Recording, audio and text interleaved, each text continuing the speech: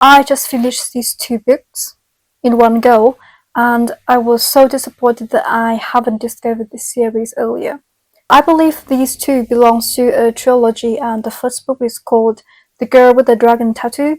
But the first time when I saw this on my boyfriend's bookshelf, I didn't really think that I would be into it this much, and he also told me I don't need to read the first one to understand the story, so I just gave it a go. But this book is such a page turner that I just couldn't stop, so I really want to do a review about it today. I think firstly we can talk about the language first. As you can tell, that I am not English native speaker, so as in the perspective of a second language reader, I think the writing and the translation is pretty clear and comprehensible. I also think that if you're learning English as a foreign language, you should keep it as a source of vocabulary and also narrative writing style. However, there are lots of adult matters in the book that I don't think is appropriate for under 16 years old. Lots of things such as crime, sexual harassment, and drugs is mentioned and is described in a very detailed way, so many extreme words for kids. I think what made me struggle the most to read this book is about names.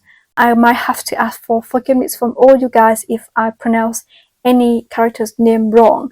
I'm not so familiar with Swedish names, so yeah, just feel free to correct me. One more thing is I also don't really like spoilers. I would try to not to spoil too many details from the book just in case you haven't read it. But I think this one goes into a lot further details about the female characters. Lisbeth Salander, I hope I pronounced her name correctly. This book, The Girl with the Dragon Tattoo, is about the male characters, Mikael. I call him Michael for now, but if his name is pronounced by something else, then please correct me. So I think the first book, The Girl with the Dragon Tattoo, is about Mikael Blomkvist and his publication of a murder scandal that made him quite famous. But in this book, we could see more about Lisbeth, her personalities, her relationships, and also her past.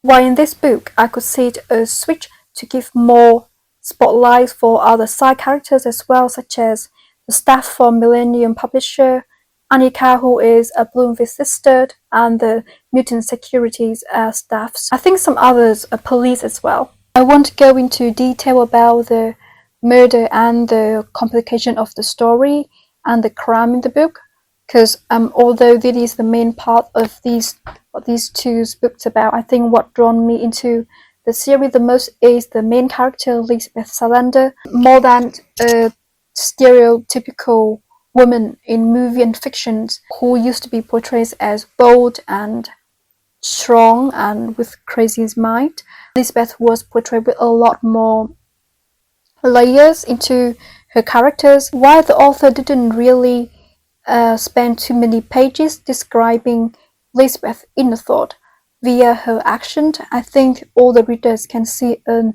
obvious character development from a very cold, antisocial individual to a woman who seeks badly for freedom, who wants freedom so bad, who reveals more of her vulnerability, and who is trying to connect to other people. Toward the series, she's actually tried to open her heart and connect more with people. I have thought about Lisbeth so much even until I close the book. I think she is a typical example of the profile when you say don't judge the book by its cover. Through the novel, you can see two different sides of the characters.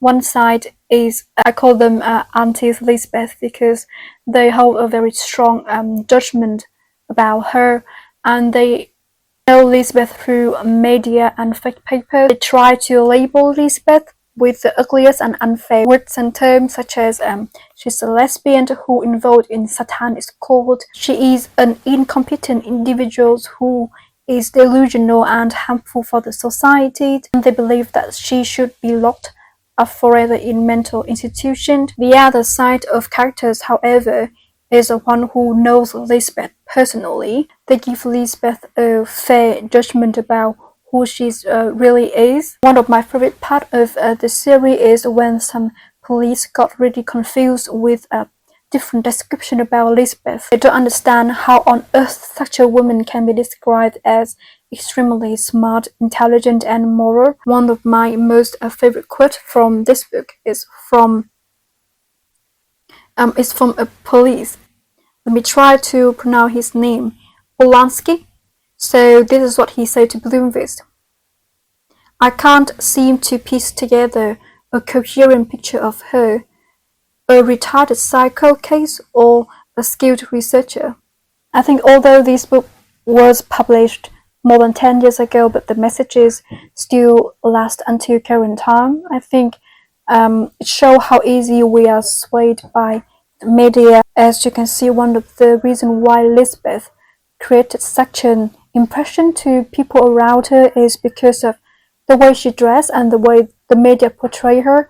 It is typical and also stereotypical for people to think a woman with short hair, casual clothes, involving homosexual and tattooing can be that smart.